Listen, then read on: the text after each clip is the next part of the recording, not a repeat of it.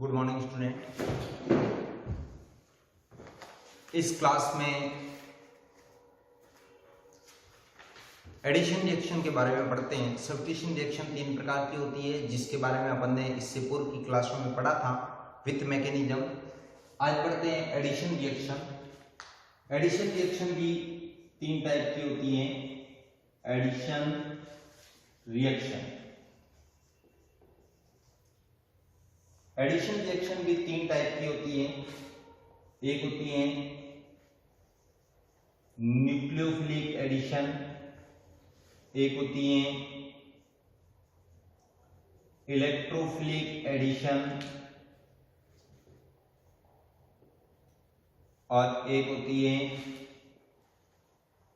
Free radical addition. इस प्रकार से सब्स्टिट्यूशन भी 3 प्रकार की थी, न्यूक्लियोफिलिक, इलेक्ट्रोफिलिक और फ्री रेडिकल। और एडिशन भी कितने प्रकार की है? 3 प्रकार की, न्यूक्लियोफिलिक, इलेक्ट्रोफिलिक और फ्री रेडिकल। तो अपन इन तीनों के बारे में ही विस्तार से अपन पढ़ेंगे। न्यूक्लियोफिलिक एडिशन रिएक्शन कौन देते हैं? इस प्रकार की जो रिएक्शन है वो मुख्य रूप से कार्बोनिल जो कंपाउंड है एल्डिहाइड एंड कीटोन, ये एल्डिहाइड एंड जो कीटोन है वो कौन सी रिएक्शन देते हैं? न्यूक्लियोफिलिक एडिशन रिएक्शन देते हैं। इलेक्ट्रोफिलिक एडिशन रिएक्शन जो है ये जो देते हैं वो देते हैं एल्कीन और एल्काइन। ये इलेक्ट्रोफिलिक एडिशन रिएक्शन देते हैं। और फ्री रेडिकल एडिशन रिएक्शन कौन देते हैं?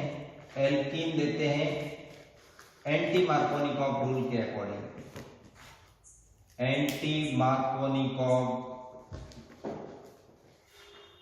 रूल उसके अकॉर्डिंग। तो इस प्रकार से इन 3 प्रकार की रिएक्शन के बारे में अपने को विस्तार से पढ़ना है। अपन सबसे पहले रिएक्शन शुरू करते हैं न्यूक्लियोफिलिक एडिशन रिएक्शन।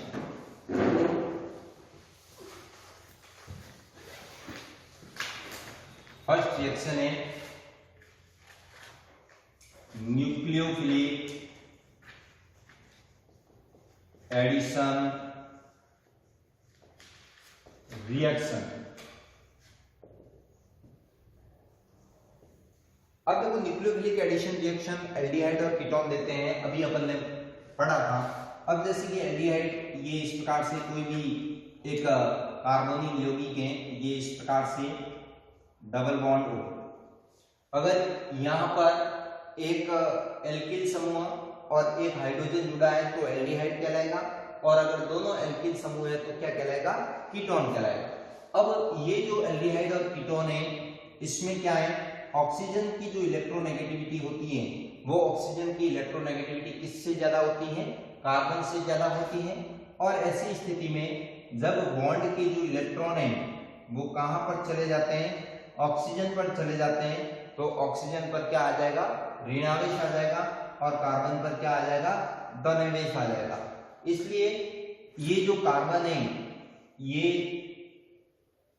पॉजिटिव जो कार्बन है, ये पॉजिटिव कार्बन किसकी तरह काम करता है? न्यूक्लियोफिलिक सेंटर की तरह काम करता है। ये जो है वो किसकी तरह काम करता है? न्यूक्लियोफिलिक सेंटर की तरह काम करेगा, क्योंकि इसके ऊपर क्या है? इलेक्ट्रॉन डेंसिटी कम है, तो इसके ऊपर न्यूक्लियोफाइल बहुत ही आसानी से जुड़ जाता है। एक एग्जांपल के तौर पर अपन रिएक्शन लिखते हैं। फॉर एग्जांपल के लिए ये कोई एक एल्डिहाइड है CH3C डबल बॉन्ड O और H। इसकी जो रिएक्शन है वो रिएक्शन अपन कर लेते हैं। जैसे कि एग्जांपल के लिए इसकी जो अभिक्रिया है वो करते हैं जब अमोनिया से, किससे कर दी? अमोनिया से कर देते हैं। जब इसकी अभिक्रिया अमोनिया से करोगे तो उस कंडीशन में क्या होगा? अमोनिया जो है उस अमोनिया का एक हाइड्रोजन जो परमाणु है वो हाइड्रोजन परमाणु कहां पर जुड़ जाएगा? इस कार्बन ऑक्सीजन से जुड़ जाएगा, और कार्बन से रिमेनिंग समूह जुड़ जाएगा, और इस प्रकार से क्या बनेगा? CH3CH, ये OH और ये NH2। इस प्रकार से क्या बनेगी, हाइड्रोक्सिल एमीन। हाइड्रोक्सिल एमीन जो है उस हाइड्रोक्सिल एमीन का फॉर्मेशन हो जाता है। इसी प्रकार से जैसे कि ये है, एग्जाम्पल के लिए ये एक कोई कीटोन है,